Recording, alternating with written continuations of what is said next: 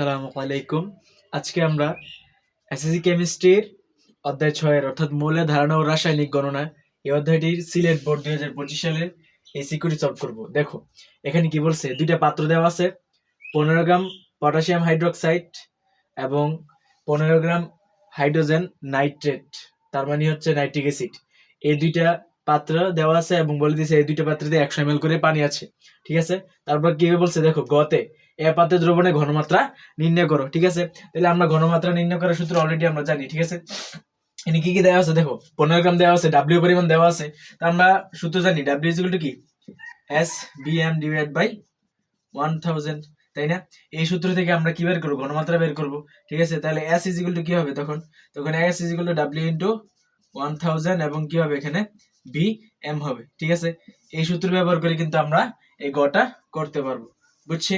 তাহলে এখানে খেয়াল করো, আমরা কি কি বের করব। পটাশিয়াম হাইড্রোক্সাইডের আণবিক ভর বের করতে হবে, কারণ এখানে এম আছে আণবিক ভর, বি হচ্ছে আয়তন, অবশ্যই মিলিলিটার এককে আয়তনটা হবে, আর এখানে ডাব্লিউ হচ্ছে গ্রাম এককে ভর। ঠিক আছে, এখন দেওয়া আছে দেখো, গ্রাম এককে ভর কিছু 15 গ্রাম, গ্রাম এককে ভর কত 15 গ্রাম। তাহলে এখানে আয়তনটা দেওয়া আছে 100 ml করে, তার মানে আয়তন 100 ml। ভাই এমন রাখবে এই সূত্রের ভিতরে অবশ্যই ভিটা কি এমএল এ দিতে হবে, যদি লিটারেও থাকে তবেও তোমাকে এমএল এ নিয়ে এখানে বসাতে হবে আয়তনটা। বুঝছি?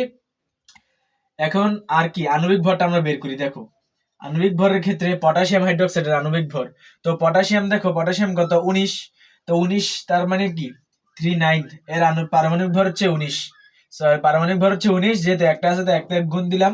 তো পটাশিয়াম আর তারপর অক্সিজেন আছে, তো অক্সিজেনে যাওয়ার জন্য যোগ করবো, যেহেতু সবগুলা আণবিক ভর মোট ভর বের করবো। তাহলে অক্সিজেন হচ্ছে 16, যেহেতু একটা আছে তো 1 দিয়ে গুণ দিলাম। তারপর কি আছে, তারপরে আছে হাইড্রোজেন, হাইড্রোজেন তো 1 আলটিমেটলি এখানে কি আসতেছে, এখানে 39 আর 41, 40 আর 16 হচ্ছে কি 56, তার মানে এখানে কি 56 গ্রাম। তাহলে আণবিক ভর আছে কি 56 গ্রাম পাইছি। ঠিক আছে, তার মানে সবগুলো ভ্যালু আমাদের জানা আছে, তারপর মানগুলো বসাই দিব, তাহলে কিন্তু আমাদের হয়ে যাবে। তাহলে এখানে ডাব্লিউ মান হচ্ছে 15 আর এখানে 1000, আর বি হচ্ছে কত এখানে 100, এখানে এম হচ্ছে 56 গ্রাম। তাহলে এখানে ক্যালকুলেশন করলে আমরা কি পাইতেছি দেখতেছি, ক্যালকুলেটর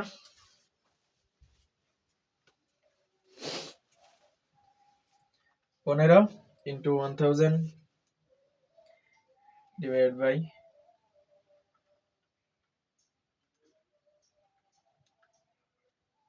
আমাদের 2.67 আসতেছে, আমাদের আনসার 2.67 মোলার, এটাই আমাদের আনসার। ঠিক আছে, এই গগুলো অনেক সহজ, ইনশাল্লাহ পারবা। দেখো ঘ থেকে আছে, উদ্দীপকে উল্লিখিত এ ও বি পাত্রের দ্রবণদ্বয়কে একত্রে মিশ্রিত করলে দ্রবণের প্রকৃতি কেমন হবে। যেহেতু এটা একটা ক্ষার এবং এটা একটা অ্যাসিড, এবং এই দুইটা মিশ্রিত করলে নিশ্চয়ই তারা পরস্পরের সাথে বিক্রিয়া হবে, এবং বিক্রিয়া করার পর যদি আমরা দেখতে পাই যে ক্ষারটা অবশিষ্ট আছে, তাহলে দ্রবণের প্রকৃতি হবে ক্ষারীয়। আর যদি দেখি অম্ল বা অ্যাসিডটা অবশিষ্ট আছে, তাহলে দ্রবণের প্রকৃতি হবে কি অম্লীয় বা অ্যাসিডীয়।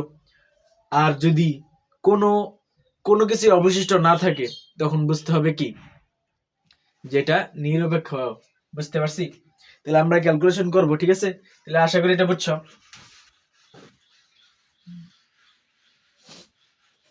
তারপর দেখো আমরা ঘটা করি, তো ঘটা করার জন্য অবশ্যই এই দুইটা পাত্র যদি একত্র করে, তাহলে এই পটাশিয়াম হাইড্রোক্সাইড এবং নাইট্রিক অ্যাসিড এই দুটো পরস্পর কি করবে, বিক্রিয়া করবে। ঠিক আছে, তাহলে প্রথমে আমাদেরকে বিক্রিয়াটা লিখে নিতে হবে, পটাশিয়াম হাইড্রোক্সাইড এবং নাইট্রিক অ্যাসিডের বিক্রিয়াটা।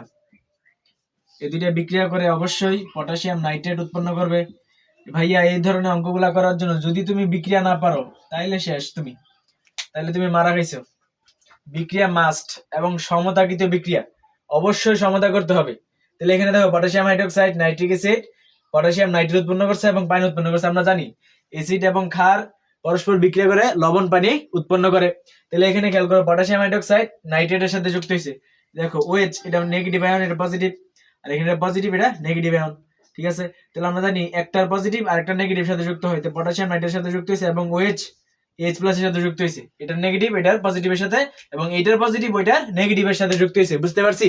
তাহলে এখানে খেয়াল করো, এটা উৎপন্ন হইলে এখন দেখবো সমতাকৃত আছে কিনা, সমতা করা আছে কি না। দেখো এখানে পটাশিয়াম একটা, এখানে একটা, এখানে নাইট্রোজেন নাইট্রেট মূলক আছে একটা, এখানেও নাইট্রেট মূলক একটা, ঠিক আছে। এখন দেখো এখানে হাইড্রোজেন আছে দুইটা, এখানে হাইড্রোজেন দুইটা, এখানে অক্সিজেন একটা, আর এখানে একটা, ঠিক আছে।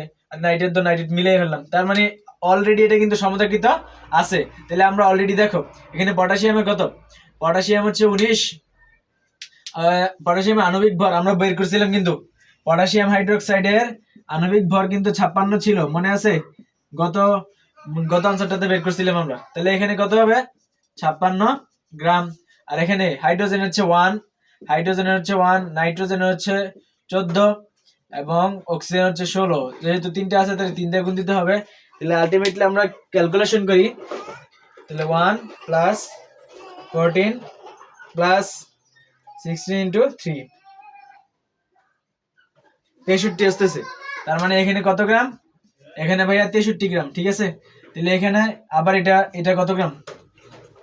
আচ্ছা এটা দরকার নাই আমাদের, কারণ আমরা এই দুইটা নিয়ে চিন্তা করতেছি। দেখো অ্যাসিড এবং ক্ষার বিক্রিয়া করতেছে এবং এই দুইটা নিয়ে কি আমরা চিন্তা করতেছি, তাহলে আমাদের এগুলার দরকার নাই, আমরা তো এই দুইটা নিয়ে চিন্তা করব, ঠিক আছে। 56 সমতাকৃত বিক্রিয়া থেকে কি পাইছি? সমতাকৃত বিক্রিয়া থেকে পাইছি যে 56 গ্রাম পটাশিয়াম হাইড্রোক্সাইড বিক্রিয়া করতেছে 63 গ্রাম নাইট্রিক অ্যাসিডের সাথে। এখন দেওয়া আছে কত গ্রাম? 15 গ্রাম দেওয়া আছে। তাহলে আমরা দেখবো যে 15 গ্রাম পটাশিয়াম হাইড্রোক্সাইড কত গ্রাম নাইট্রিক অ্যাসিডের সাথে বিক্রিয়া করতেছে, ঠিক আছে। এখন দেখো লিখবো যে 56 গ্রাম পটাশিয়াম হাইড্রোক্সাইড বিক্রিয়া করে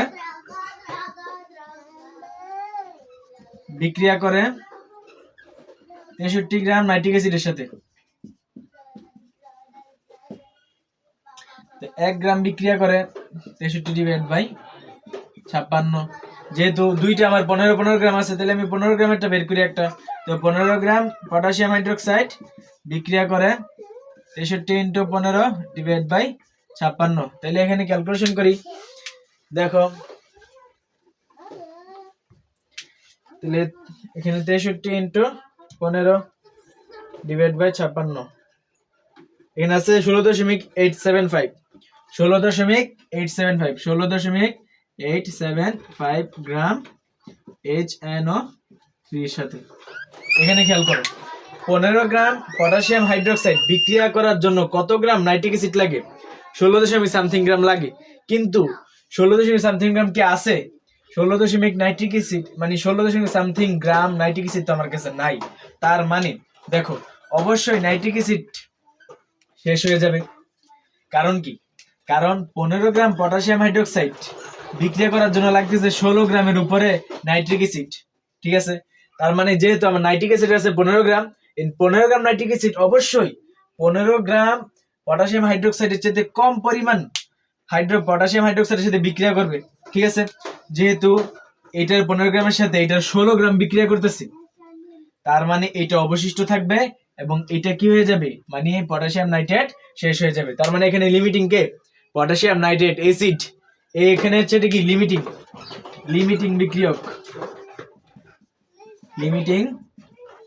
বিক্রিয়ক, ঠিক আছে। তাহলে আমরা দেখলাম যে এখানে লিমিটিং বিক্রিয়ক হচ্ছে HNO3, তার মানে অ্যাসিডটা শেষ হয়ে যাবে, থাকবে কি? থাকবে হচ্ছে কি? Potassium hydroxide. এখানে লিখে দিবা যে এখানে লিমিটিং হচ্ছে, এখানে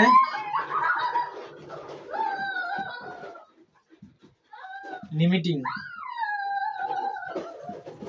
হচ্ছে HNO3, অর্থাৎ দ্রবণে পটাশিয়াম হাইড্রোক্সাইড অবশিষ্ট থাকে,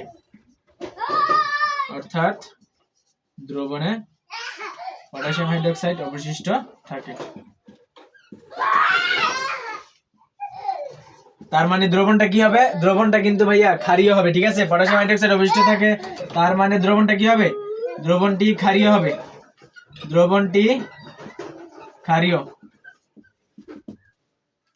ধন্যবাদ।